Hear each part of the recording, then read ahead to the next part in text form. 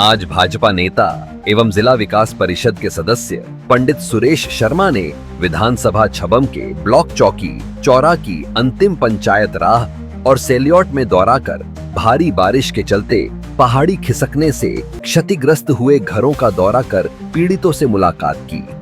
पंचायत राह और सेलियोट में 30 के करीब घर पहाड़ खिसकने से बिल्कुल क्षतिग्रस्त हो चुके हैं और लोगों की जमीनें तबाह हो गई हैं। पीड़ित लोगों ने सुरेश शर्मा को बताया कि हमारा सब कुछ उजड़ चुका है, हमारे पास रहने के लिए ना तो मकान बचा है और खेती बाड़ी करने के लिए ना ही जमीन बची है। सुरेश शर्मा ने लोगों को आश्वासन देते हुए कहा, इस प्राकृतिक आपदा से हुए भारी नुकसान का हमें बहुत ही अफसोस है, जो शब्दों में बयां नहीं कर सकते। कितनी मेहनत मजदूरी करके लोग अपना आशियाना बनाते हैं, उसको टूटने से बड़ा दुख और क्या हो सकता है। इस आपदा से निपटने के लिए हमारी सरकार के समक्ष यह पुरजोर मांग करते हैं कि आप लोगों को घर बनाने के लिए किसी सुरक्षित जगह पर 10-10 मरले का फ्लैट और 10-10 लाख की आर्थिक सहायता के लिए धनराशि मुहैया करवाई जाए।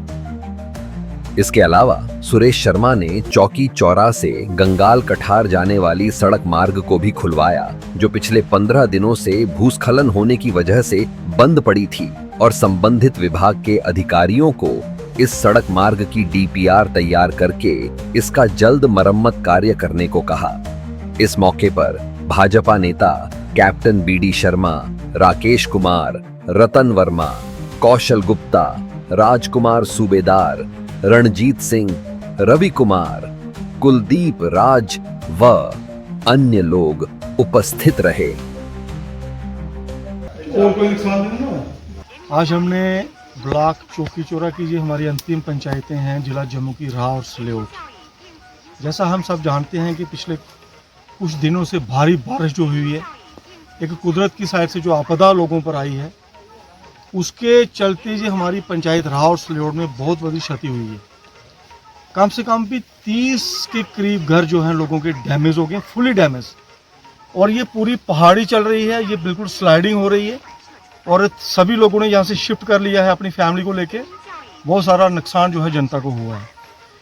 मेरी सरकार से ये पुरजोर डिमांड है, इस मुश्किल की घड़ी में जिन लोगों के घर बर्बाद हो चुके हैं, 100% डैमेज हो चुके हैं, इन सभी लोगों को क्योंकि रहने के लिए इनके पास अब कोई जगह नहीं है। ये पूरी की पूरी पहाड़ी जो है ये स्लाइडिंग हो गई है, इनके खेत पूरे के पूरे बर्बाद हो गए हैं, इनके घर बर्बाद हो गए हैं। मैं सरकार से ये डिमांड करता हूं कि 10-10 मरले का प्लॉट सेफ जगह पर इन लोगों को दिया जाए।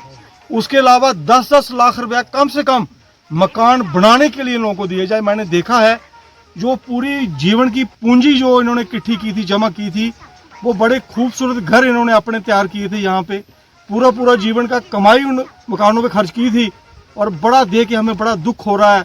इतने सुंदर घर लोगों ने बनाए थे, पूरे के पूरे बर्बाद हो गए हैं, खत्म हो गए हैं। तो मैं आज के इस मौके पर सरकार से यही अपील करूंगा कि तुरंत इन लोगों को राहत दी जाए, ताकि ये अपना जीवन जो है फिर से स्टार्ट कर सके।